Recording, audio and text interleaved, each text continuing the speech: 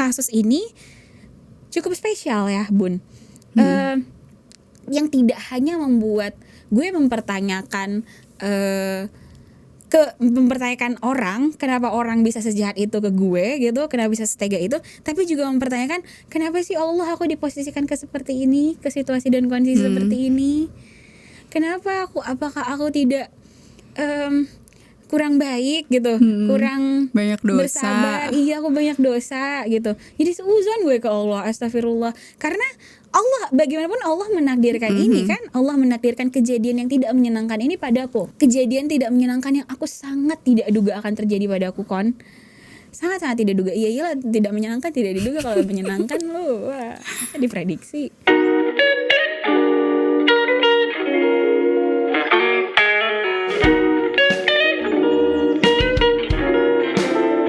Bismillahirrahmanirrahim. Assalamualaikum warahmatullahi wabarakatuh. Waalaikumsalam. Teman-teman semuanya, hai. Kembali lagi bersama Konit dan Nabila. Insya Allah kita mau ngebahas tentang dunia ini tidak adil. Dunia ini nggak adil. Nggak adil. Dunia ini tidak adil. Tidak adil. Apa pengalaman yang lo rasakan tentang dunia ini tidak adil? That's a lot. That's a big question. Apa ya Bun? Kalau menilai sesuatu tidak adil tuh berarti lekat dengan tidak ada yang tidak mengenakan gitu ya, yang tidak sesuai dengan harapan dan keinginan, ya disappointment. Apa ya? Ini akan, oh my god, it's a really big question. Kalau ngomongin soal tidak adil itu untuk di diri gue sendiri, gue mungkin bukan menganggap itu tidak adil, lebih ke kenapa terjadi sih gitu. Kenapa harus, why it happen and why it happened to me gitu. Kalau tidak adil itu enggak kayaknya, karena mendukung keadilan dan kesejahteraan kan.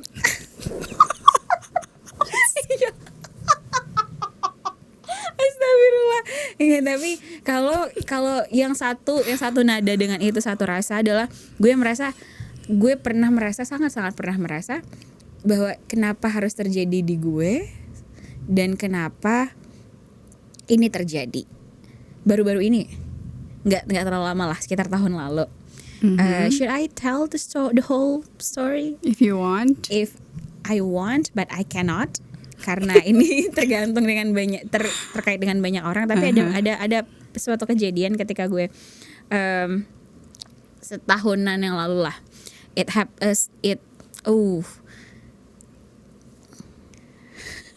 Something that I cannot let go. Sesuatu yang nggak bisa gue lepaskan. Traumatis begitu saja, tidak sederhana.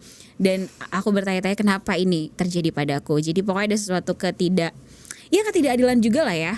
Pokoknya suatu di tempat gue sebelumnya mengabdi. Asik. Tempat gue sebelumnya mengabdi, gue beberapa keputusan gue lead me to suatu kondisi.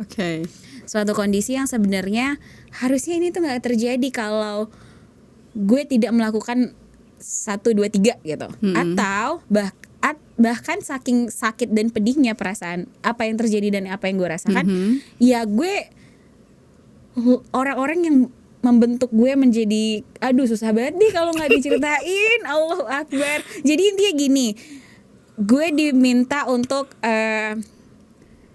pindah dari satu posisi ke posisi ke posisi A ke posisi B, sama pihak yang ada di atasan gue lah, ada di atas gue. Gue iakan dan gue menyesali itu.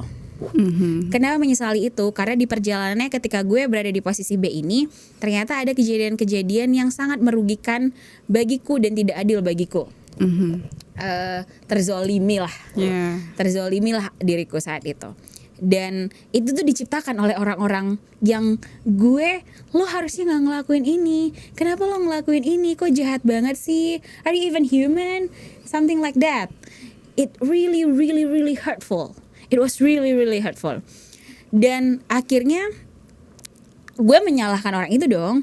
Karena emang mereka yang salah, mereka yang membuat gue dalam kondisi seperti itu gitu.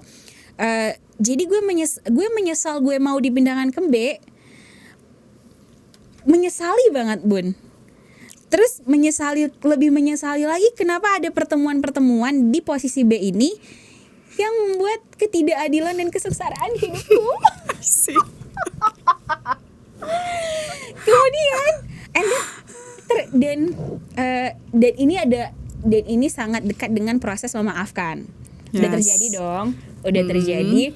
Can I forgive them? Apparently it's hard. Apparently it's really really hard. Tidak sesederhana itu melupakan. Orang-orang bisa bilang gue udah maafin kok, cuma nggak ngelupain aja. Belum maafin. That happened to me.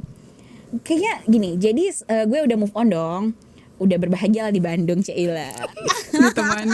ditemani, udah berbahagia.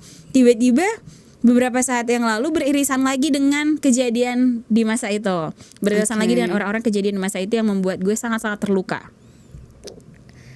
Dan ternyata, dan gue selama 6 bulan sebelumnya, setelah move on itu, gue selama 6 bulan sebelumnya, gue ngerasa gue baik-baik aja. Oh, I forget them. Gue udah melupakan. Sudah menerima, sudah berlalu. It happened, ya sudahlah. Allah tahu yang terbaik, mungkin itu yang terbaik yang Allah kasih saat itu untuk gue, itu yang terjadi untuk gue gitu. Tapi ternyata kemudian beririsan kembali dengan orang-orang itu. Damn, dude. That's really really really really hard. Langsung balik trauma-trauma itu. Muncul kembali. Dan ternyata kalau gue telisik kayaknya gue belum benar-benar maafin. Belum benar-benar melupakan. Menerima. Dan ya udah itu terus bertanya, kenapa sih Allah, kok adil banget sih, kayak bisa aja mereka hidupnya udah baik-baik aja dan bahagia. Padahal selama ini solehah gitu. Aduh, yes! Baik ke orang. Exactly dude, nggak boleh kayak gitu, astagfirullah. Ya gue pernah ada titik itu. Tidak berbalik. Bener, perasaan gue baik ya ke orang ya. Kok balasan ini orang-orang kok kampret banget. Astagfirullahaladzim, I'm sorry. Jahat banget.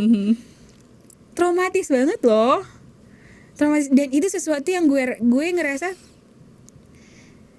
kok gue diperlakukan seperti ini. Enggak.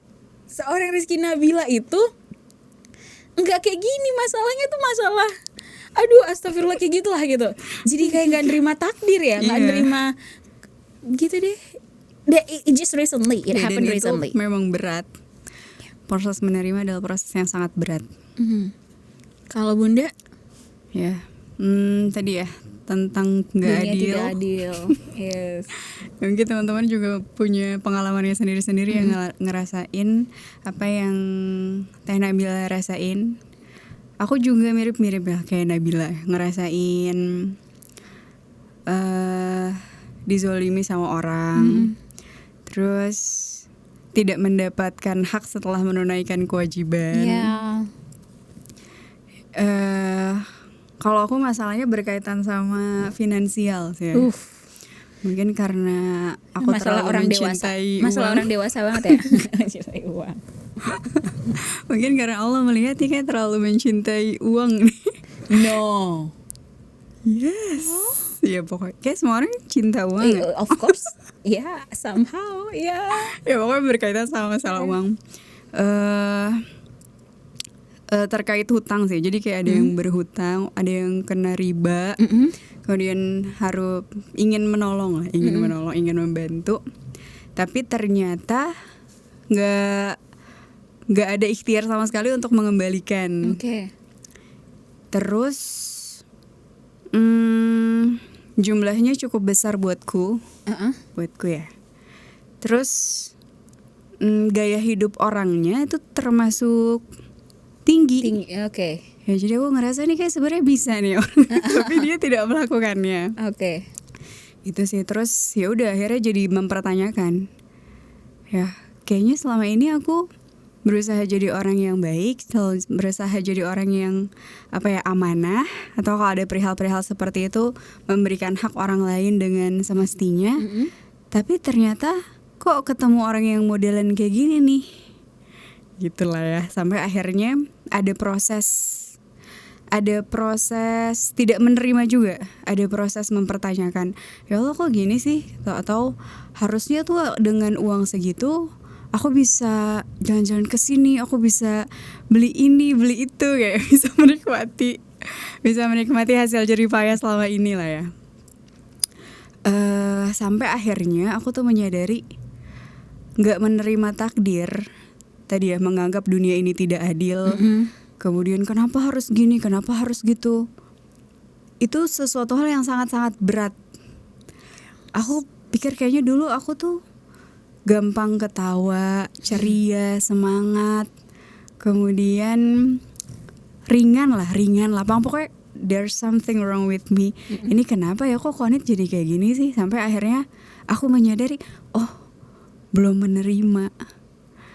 Ya ibaratnya tuh kalau kita belum menerima dunia ini yang sudah Allah takdirkan, itu kayak kita berenang ngelawan arus. Karena dengan siapa kita ketemu, ada kejadian setidak mengenakan apapun, itu kan biiznillah kan, Allah yang menakdirkan. Ketika kita gak nerima itu dan gak mempertanyakan itu, ya kejadiannya tetap ada. Gak berubah. Orang itu juga belum berubah sampai sekarang. Ya tapi pilihannya kalau kita gak nerima, ya kita yang capek gitu loh. Kita yang capek, kitanya jadi mendengki, kita jadi gak suka sama orang itu. Wah gak enak banget deh. Akhirnya belajar, oh ya menerima, ini adalah takdirnya Allah. Pasti ada banyak hikmah, pasti ada pelajaran yang pengen Allah kasih ke aku. Akhirnya mencoba, bismillah ya Allah, menerima dan memaafkan orang tersebut. Dan ketika udah sampai titik itu, ngerasa jadi seperti dulu, lebih tenang, lebih lapang, lebih santai, nyaman deh insya Allah. Gitu guys, kira-kira. First of all, you're an angel from the start. Dengan memberikan bantuan untuk melunasi ribanya, that's a big move, dude. You're a good person. Alhamdulillah Bunda, barakallah. You're good too. Berarti lo selama ini proses menerima aja kayak gimana? Atau masih apa yang lo lakukan biar lo bisa menerima dan memaafkan? Move on, literally move on. Aku meninggalkan semuanya.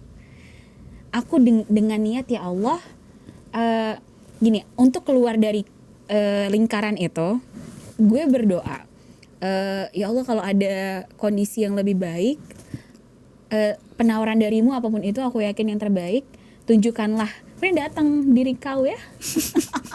Kemudian lo datang memanggilku, nah balik Bandung yuk. Balik Bandung deh gue, alhamdulillah gitu. Dan ya itu 6 bulan di Bandung kembali, aku rasa aku sudah memaafkan dan melupakan. Sudah benar-benar move on tuh, aku rasa baik-baik saja, tidak pernah kepo kembali atau tidak pernah berusaha untuk mengait-ngaitkan diri kembali. Nggak pernah gitu, rasanya nggak penting, ya udah I move on, I did. Dan tapi ternyata itu triggering ya ketika beririsan kembali dengan orang-orang itu. Ternyata ya itu aku mempertanyakan, sebenarnya aku tapi udah maafin move on, meninggalkan tuh nggak sama dengan menerima loh. Itu kayak masih kabur gitu loh istilahnya. Ya. Gimana ya Bun? Jadi tetap harus ada upaya yang aku lakukan. Berarti move on itu belum salah satu tahap. Tapi endingnya belum pada aku fully memaafkan ya. Gitu ya. Tahu nggak sih? Aduh. Tahu nggak Bun? Aku tuh takut tahu. Gue tuh takut. Jadi ini Bang Amar, Risalah Amar tuh sering banget ya kita mention di podcast sama ini gitu. Jadi di bukunya gue baca kan, waktu itu ditunjukin sama Syahrial tentang konteksnya tentang suami istri di buku itu. Cuman gue capture itu bagian yang itu gue bacain, boleh ya? Boleh. Mana dia? Saat tidur. Nah, oke nih. Panjangkan sholatmu dan mintalah ampunan bagi sejumlah nama yang menyengat hatimu. Cara ini adalah cara untuk membuat benakmu tak lagi mencari sindiran apa yang tepat untuk orang lain, karena engkau telah angkat nama mereka untuk Allah ampuni. Gue takut tahu gue tidak memaafkan luka-luka yang mereka ciptakan buat gue dahulu. Allah jadi gak ridho sama hidup mereka, dan pada akhirnya Allah jadi gak ridho sama diri gue. Karena ketika beririsan itu terjadi, irisan itu kembali terjadi antara gue dan orang-orang di masa lalu itu, gue mendapat banyak kabar, beberapa informasi bahwa oh hidup mereka sekarang kayak gini Nap, dan itu kurang menyenangkan lah untuk situasi dan kondisi mereka yang gue pahami gitu. Terus gue kembali lagi ke diri gue, Nap, jangan jadi jahat deh, udahlah gitu. Tapi apparently it's not easy. Nih, gue nganggap selama ini gue cukup chill untuk permasalahan kayak gitu. Emang metode gue selalu metode kabur. Tapi dengan metode kabur itu gue alhamdulillah chill-chill aja setelahnya. Tetap berdoa untuk ya Allah biasakanlah ya hatiku ketika bertemu dengan orang-orang yang menyengat hatiku ini gitu. Selama ini iya gitu, tapi ternyata untuk kasus ini cukup spesial ya Bun. Yang tidak hanya membuat gue mempertanyakan mempertanyakan orang, kenapa orang bisa sejahat itu ke gue gitu, kenapa bisa setega itu, tapi juga mempertanyakan kenapa sih Allah aku diposisikan ke seperti ini, ke situasi dan kondisi seperti ini, apakah aku tidak kurang baik gitu, kurang banyak dosa, bersabar, iya aku banyak dosa gitu, jadi seuzon gue ke Allah, astagfirullah, karena Allah bagaimanapun Allah menakdirkan ini kan, Allah menakdirkan kejadian yang tidak menyenangkan ini padaku. Kejadian tidak menyenangkan yang aku sangat tidak duga akan terjadi padaku kon. Sangat-sangat tidak duga. Iyalah tidak menyenangkan tidak diduga, kalau menyenangkan lu wah, diprediksi. Jadi so I don't know. So what do you think? Apakah dengan gue tidak belum mampu menerima atau memaafkan? Ada hadisnya. Begitu, itu gue tidak menerima takdir atau gimana? What do you think? Proses sih, masih proses menerima. Kalau masih menyalahkan, masih ada seuzon-seuzonnya. Anyway, ada hadis yang ngebahas tentang itu, hadis riwayat Tirmizi. Rasulullah bersabda, sesungguhnya besarnya pahala seiring dengan besarnya ujian. Apabila mencintai suatu kaum, Allah akan menguji mereka. Barang siapa ridho kepada ujian itu, maka Allah akan ridho kepadanya. Barang siapa murka kepada ujian itu, maka Allah akan murka kepadanya. Jadi memang ketika kita dapat sesuatu yang tidak mengenakan, itu kalau gue ya, jangan mengambil point of view antara kita dan orang itu. Oke. Tapi ambil point of view antara kita dan Allah. Ketika ada yang gak mengenakan, oh itu terjadi atas izin Allah. Ketika kita ridho, insya Allah Allah juga ridho sama kita. Kalau di kasusku, dulu tuh yang akhirnya membuat bisa ridho adalah salah satunya tuh dari kajiannya Ustadz Agus. Ustadz Agus ngebahas tentang tasbih, tentang makna tasbih, dalam banget. Makna tasbih dibahas selama 1 jam. Beliau itu bilang makna tasbih itu ketika kita bertasbih, kita mensucikan Allah, tidak boleh terbersit sedikit pun hal-hal yang buruk, prasangka-prasangka buruk kepada Allah. Karena Allah suci dari itu semua. Gak mungkin Allah menakdirkan sesuatu hal yang buruk buat kita. Kalau menurut kita buruk, itu dari sudut pandang kita aja, itu dari kacamata kita aja. Ya, tapi ketika kita bertasbih, subhanallah, subhanallah, kita mensucikan hati kita, mensucikan Allah dari segala hal yang buruk. Jadi ketika itu, oh berarti ini bukan sesuatu hal yang buruk ketika Allah sudah menakdirkan. Ketika Allah akhirnya mempertemukan kita dengan orang-orang yang tadi, yang menurut kita membuat dunia ini tidak adil, itu sudah by design, sudah kehendaknya Allah. Dan apa yang Allah tetapkan, apalagi buat kehidupannya orang-orang yang beriman, buat orang-orang yang mengejar ketakwaan, gak mungkin sesuatu hal yang buruk, gak mungkin salah. Allah itu mempertemukan orang, mengizinkan suatu kejadian, itu pasti ada hikmahnya.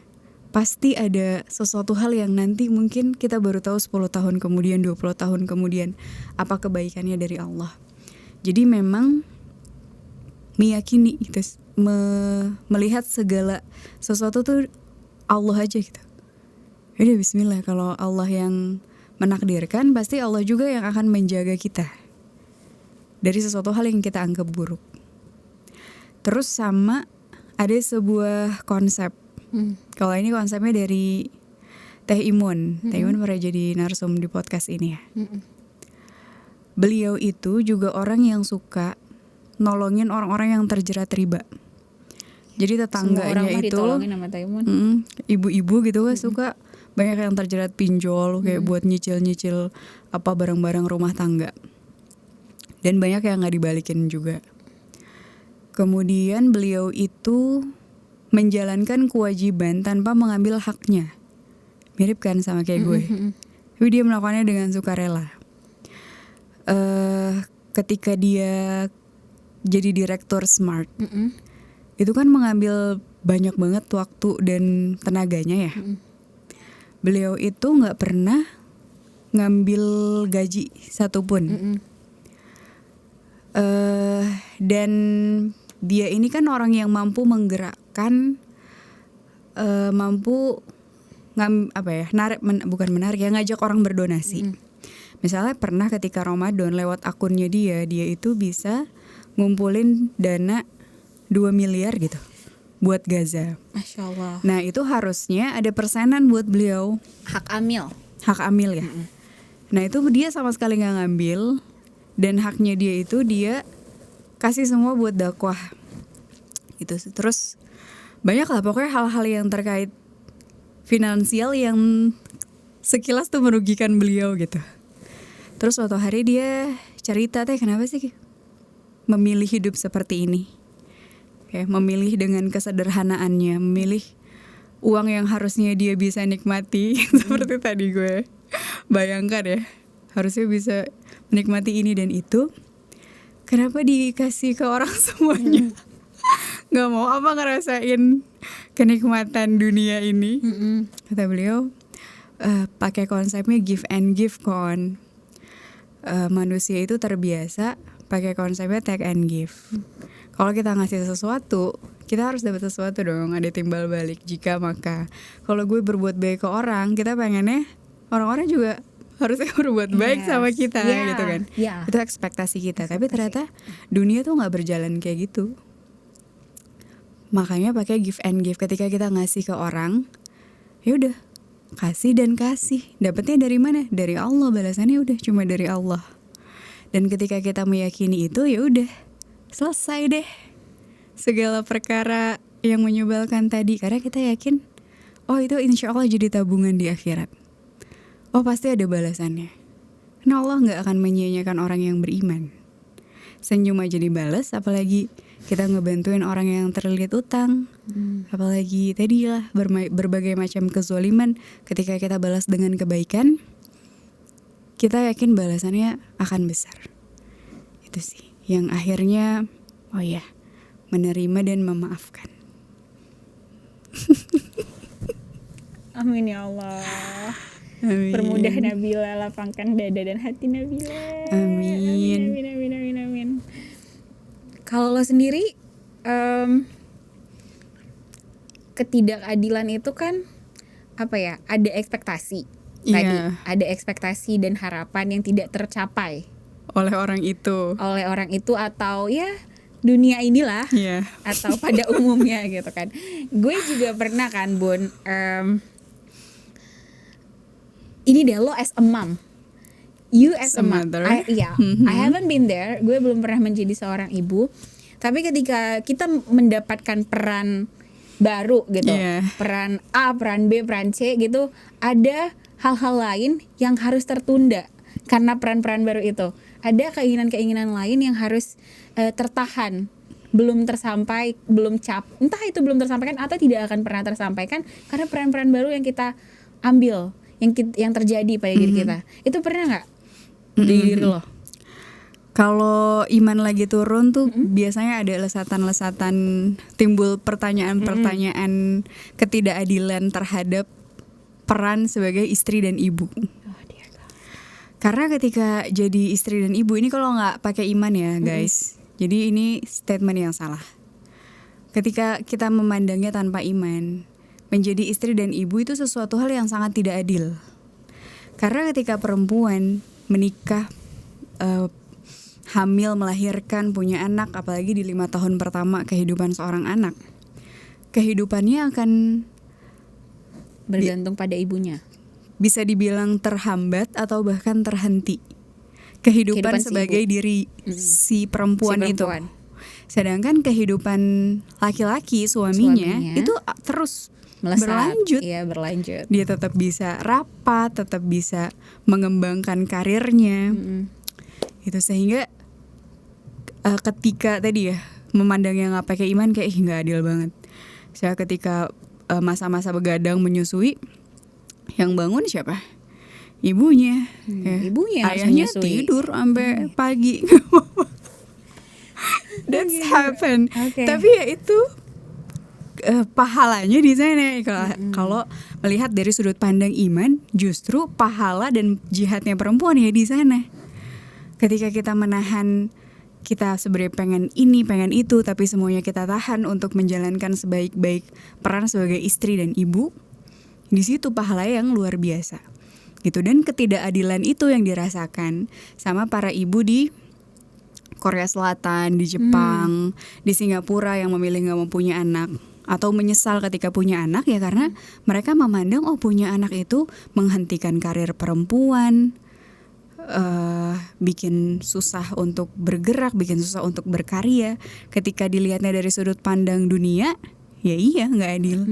Gitu. Tapi balik lagi, pokoknya semua hal kalau dilihat pakai sudut pandang akhirat kita akan menemukan keadilan di sana. Tapi kalau kita cuma berhenti di dunia, ya udah kita akan penuh dengan pertanyaan-pertanyaan yang sangat-sangat tidak adil. Yes. Gue belum ada di posisi itu. Dan banyak banget yang ngerasain ketidakadilan di dunia karena memang begitu kali ya desain dari dunia ini. Ada yang ngerasa misalnya dia lahir dari keluarga yang menelantarkan dirinya, anak-anak yang mungkin nggak pernah ngerasain kasih sayang dari orang tuanya, atau nggak melihat teladan yang ada di memorinya, berantem terus misalnya. Iya. Atau anak-anak sandwich generation yang harus ada tanggungan ini, tanggungan itu, yang luar biasa mereka. Pasti mereka nggak pasti ya, nggak tahu ya, gue kan nggak gitu. Mungkin mereka ngerasa nggak sih, pernah nggak sih mungkin mereka ngerasa kenapa gue dilahirkan kalau gue diharapkan justru jadi tulang punggung keluarga gitu. Mungkin gak sih mereka ngerasa gitu? Kan menjadi seorang anak itu justru mereka yang di showering all the loves, all the money, everything gitu. Tapi justru mereka dibesarkan dan dirawat untuk memberikan kembali. Lo harus bantuin mak bapak lo gini untuk, mungkin gak sih mereka kalau lagi kurang iman. Ada ekspektasi yang patah. Jadi kalau dilihat pakai sudut pandang iman, pahala semua, sedekah semua itu. Sedekah terbaik itu ke orang tua. Kalau sudah menikah, sedekah terbaik suami ke istrinya. Yuk nikah, dia mau menyedekahi aku. Oh gitu ya Bun ya. Oke. Atau misalnya orang-orang yang punya luka pengasuhan, inner child. Do you have one? No. Alhamdulillah. Ujiannya bukan dari keluarga sih. Gue yakin ada. Nggak mungkin nggak ada. Lupa. Tapi gue semakin gue dewasa semakin ngerasa itu sudah tidak make sense lagi. Semakin dewasa semakin memahami strugglingnya orang tua kayak gimana dalam mengurus anak, memahami dunia ini ketika mereka mempunyai peran-peran baru. jadi semakin dewasa semakin ya udah makin gak make sense, ya makin memahami lah bahwa di fase-fase itu, di masa-masa itu, di tahun-tahun itu kayak emang masih sangat minim menikah ya, untuk menikah karena semua orang menikah gitu. Menikah karena punya anak ya karena memang begitulah hidup. Jadi fitrahnya. jadi tidak mempersiapkan diri. Jadi tidak mempersiapkan diri menjadi seorang istri dan suami, dan tidak mempersiapkan diri menjadi seorang ibu dan bapak. Ya kan di masa-masa itu masih minim banget ya parenting class gitu-gitu, kajian-kajian pranikah gitu. Jadi kayak gue gampang lah untuk melupakan luka-luka yang mungkin diciptakan sama orang tua gue gitu, keluarga gue gitu. Paling kalau untuk di masa sekarang kali ya, yang namanya juga keluarga, terus bergerak, terus beririsan, terus ini ya saling menyakiti, ya santai aja lah udah. gue juga bukan orang suci, gue pernah nyakitin orang juga kali, pastilah. Jadi untuk inner child untuk saat ini alhamdulillah setoksik-toksiknya emak gue nggak pernah merasa pengen ganti emak sih. Nggak pernah ngerasa ya Allah kenapa ibuku bukan Farah Kodita gitu. Enggak sih, alhamdulillah ya. Kalau gue justru kebalikannya. Apa tuh? Kalau orang mungkin membenci orang tuanya atau menyalahkan orang tuanya, kalau gue setelah menjadi orang tua ngerasa gue belum tentu bisa sebaik mereka. Gue belum tentu bisa sehebat dan seamanah mereka dalam menjalani peran sebagai orang tua. Ketika udah ngerasain ya, oh ternyata hamil tuh susah, melahirkan itu susah, merawat dan membesarkan anak itu susah. Dan kesulitan aku itu gak ada seperberapanya dari yang Umi Abi aku dulu lakukan gitu. Karena ngelihat Umi tuh anak 4, jaraknya 1 tahun, 2 tahun dalam kondisi ekonomi yang terbatas tuh luar biasa. Dan hebatnya Umi aku adalah aku ngelihat Umi tuh kayak entah gak punya atau merelakan mimpi-mimpi dia sebagai dirinya sendiri gitu. Ya udah, mimpi dia adalah membesarkan anak, mendidik jadi anak yang soleh-solihah. Udah. Kalau aku kan banyak pengennya ya. Banyak. Pengen nulis buku, pengen ini, pengen itu. Dan sempet juga ada momen-momen kalau iman lagi turun tuh ngerasa anak tuh sebagai penghambat. Ini gara-gara ini aku jadi gak bisa ini. Ini gara-gara peran ini aku jadi gak bisa melakukan ini. Biasa ada to-do list kan, biasanya banyak. Tapi kalau ngelihat Umi tuh kayak udah bisa benar-benar merelakan itu luar biasa. Dan aku ngelihat Umi walaupun dia gak ada pencapaian ini, gak ada pencapaian itu, dia bukan seorang yang gagal, dan dia tetap punya pencapaian yang luar biasa sebagai seorang ibu. Dan itu dilakukan banyak orang tua di luar sana. Dilakukan oleh banyak ibu di luar sana yang mimpi-mimpinya adalah untuk anak-anaknya, kebaikan anak-anaknya, benar-benar jadi supporting system buat anak dan suaminya, tanpa dia mungkin mendapatkan supporting system buat dirinya sendiri. Dan semuanya ya udah buat ngejar ridhonya Allah aja, buat ngejar surga aja. That's cool. Masya Allah, gue jadi ingat sesuatu. Apa? Ini ada hubungannya nggak ya dengan cerita ini? Kayak waktu gue operasi, gue berkali-kali cerita waktu gue operasi 2015. Gue kan dioperasi full biusnya total gitu. Jadi kebangunnya waktu di ruangan. Jadi kebangunnya waktu di ruangan. Terus emak gue kayak gini, gue masih dalam keadaan sayup-sayup gitulah, antara sadar atau tidak sadar. Kayak Umi ngira gue bener-bener gak sadar, but I can hear it gitu. My mom said like this, Umi takut karena ngelihat gue kondisi kayak gitulah ya, sangat menyedihkan. Ya kan orang tua kayak gitu rasanya ketika anaknya sakit pengen digantiin aja kan, pengen ya Allah sakitnya ke aku aja, bukan jangan ke anakku gitu kan. Jadi Umi gue tuh ngomong kayak gini, Umi takut Umi jadi, I will never forget this.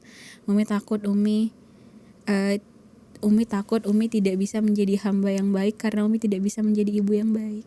Masya What the hell, ya Allah. Allah. I was like, Mom, you're doing fine, you're doing good, you are one of the best. Masya Masya Allah. Allah. Jadi emang kerennya Islam, kerennya Al-Quran dan konsep-konsep yang ditawarkan adalah Allah itu atau Al-Quran Islam itu punya solusi untuk menghadapi dunia yang tidak adil ini. Karena dunia yang akan berjalan seperti ini sangat-sangat tidak adil. Apalagi kalau kita lihat saudara-saudara kita di Gaza, itu kan juga manusia kayak kita yang harusnya hidup kayak kita, Ya. tapi mendapatkan ketidakadilan yang luar biasa, digempur udah 5 bulan habis-habisan. Bayi-bayi yang mati 75 kelaparan. tahun, punten. 5 That's right. bulan. Maksudnya yang genosida gede-gedeannya.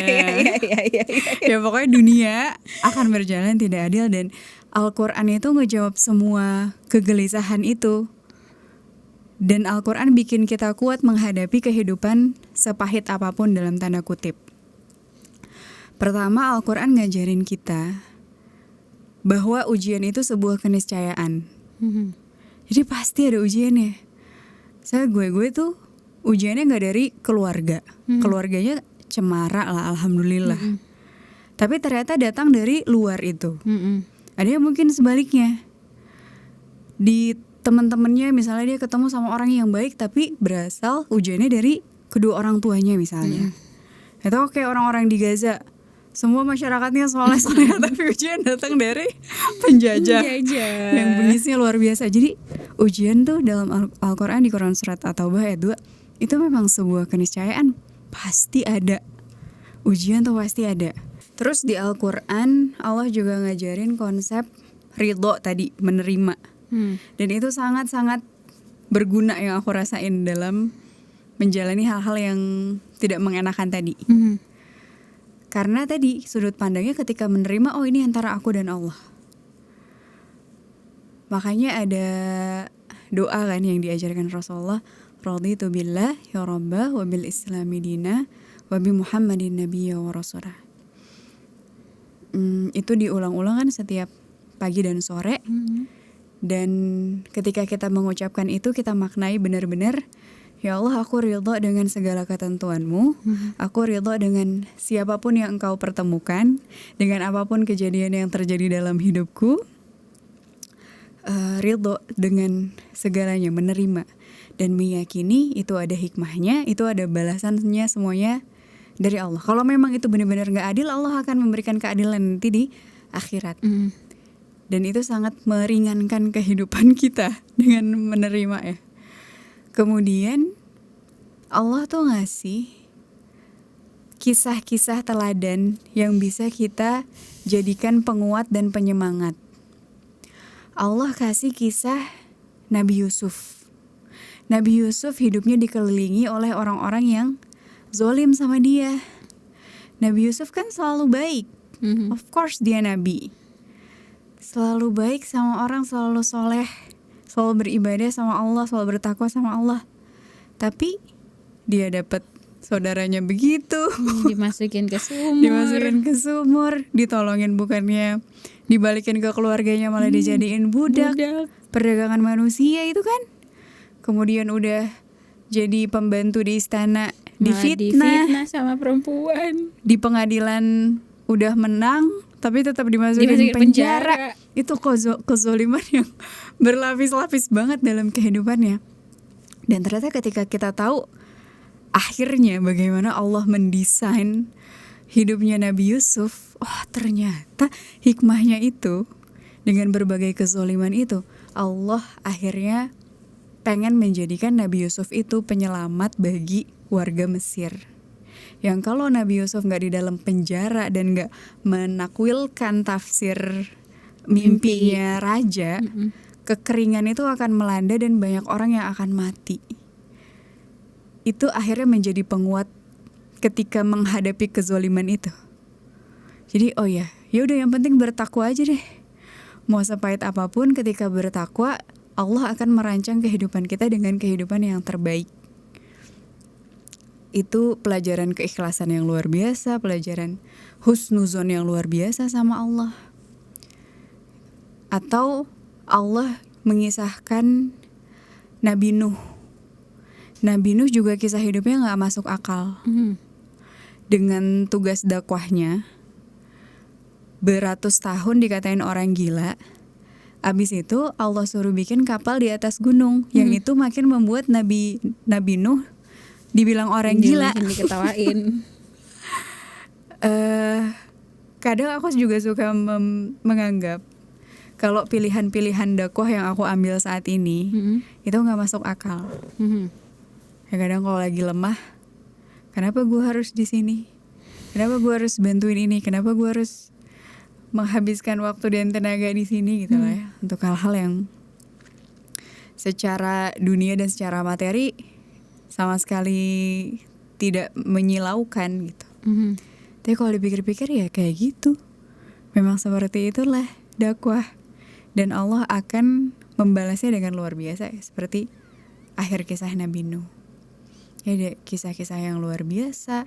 Terus konsep-konsep tadi tentang ikhlas, tentang husnuzon, tentang ridho kepada Allah, tentang ujian yang niscaya, yang akhirnya menguatkan kita menghadapi berbagai kondisi apapun. Oke. Tapi masih ada aja tapinya. Enggak, bukan tapi. Kembali ke kasus gue tadi deh. Okay. Karena ini it's still fresh from the oven.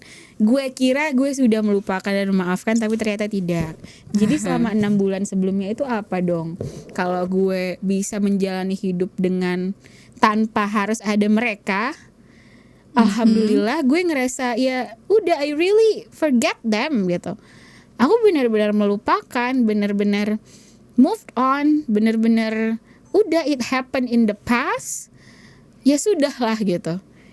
Tapi kemudian kan nyengat itu terasa kembali ketika beririsan kembali kan, Bun. Jadi apakah harus aku, so what should I do?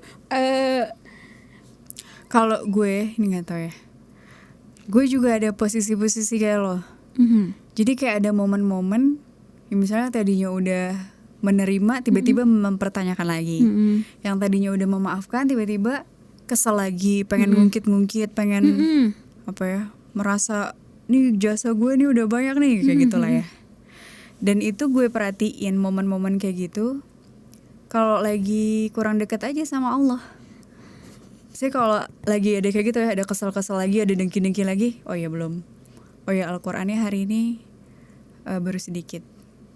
Oh ya. Sholatnya masih jauh misalnya ya. Jadi proses menerima itu kalau yang aku rasakan sangat terkait dengan kondisi keimanan dan kondisi kedekatan kita sama Allah. Dan itu memang proses sih. Nah, jadi boleh jadi misal tahun ini kita bilang menerima, udah menerima, ya Allah udah ridho. Tapi boleh jadi ridhonya tuh baru 70% gitu. Ada sisa 30%-nya kalau ke trigger dia balik lagi.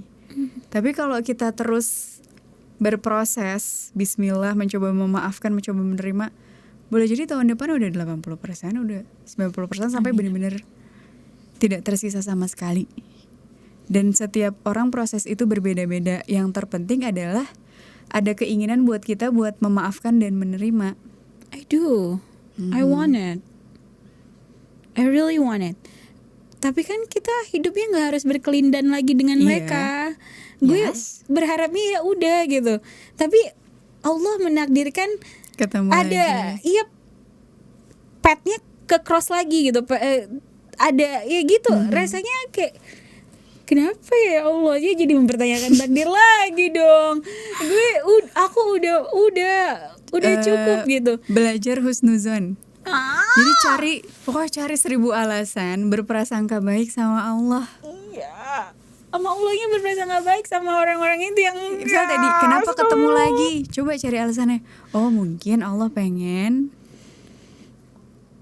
biar bisa menyambungkan silaturahmi. Oh mungkin Allah pengen proses memaafkannya lebih sempurna lagi.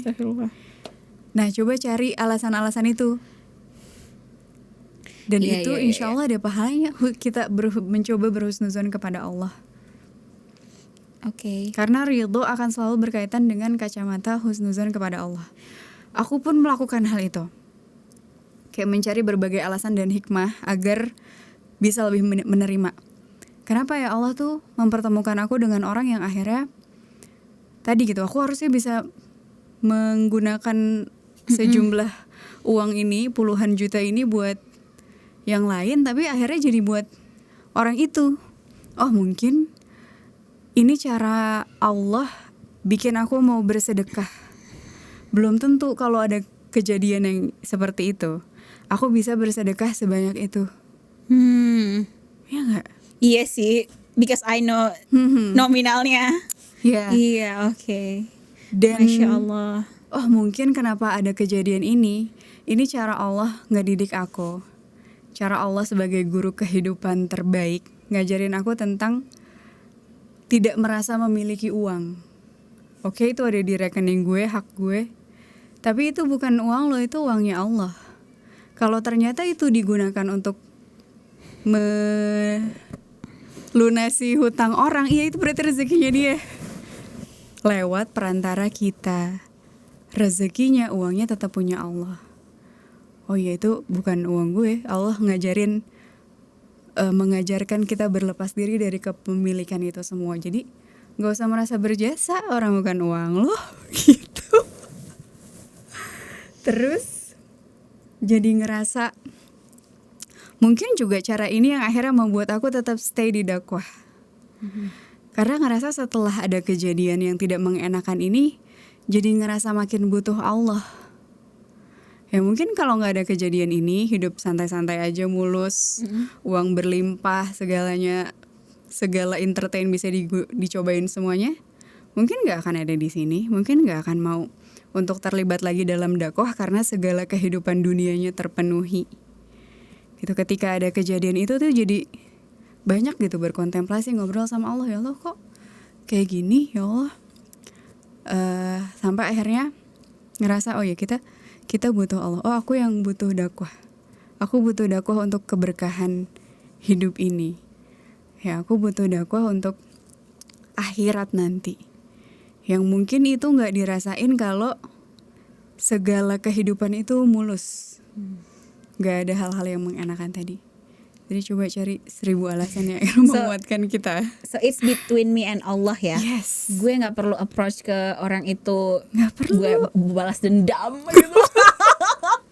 No, gue nggak pernah kepikiran gitu. Nggak. Jadi proses ini benar-benar hanya aku dan Allah. Betul. Ketika lagi proses itu juga gue sempat mikir kayak lo. Kayak ada perasaan ini ya waktu masih proses memaafkan ya. Gue pengen dia hidupnya tuh nggak sukses. Gue pengen dia tuh mimpi-mimpinya nggak bisa tercapai. Ada perasaan-perasaan kayak gitu. Tapi ketika udah memaafkan ya udah, Bismillah, semoga dia mendapatkan yang terbaik, semoga segala keinginannya tercapai dan seterusnya. Oke. I wanna cry. Alright. Alhamdulillah. Alhamdulillah. That's all. Jadi apakah dunia tidak adil, Bun? Betul. Yang adil di akhirat. Di akhirat. Allah Maha Adil. Dan sebaik-baik pembalasan di akhirat, insyaallah. Insyaallah. Yap, semoga teman-teman semua yang sedang merasakan ketidakadilan, berbagai ketidakadilan dalam hidupnya, Allah kuatkan, Allah lapangkan, Allah beri kemampuan untuk ridho dan selalu husnuzon sama Allah. That's all, sekian. Ya, terima kasih Bun Kon. Terima kasih Nabila. Waalaikumsalam warahmatullahi wabarakatuh. Terima kasih teman-teman.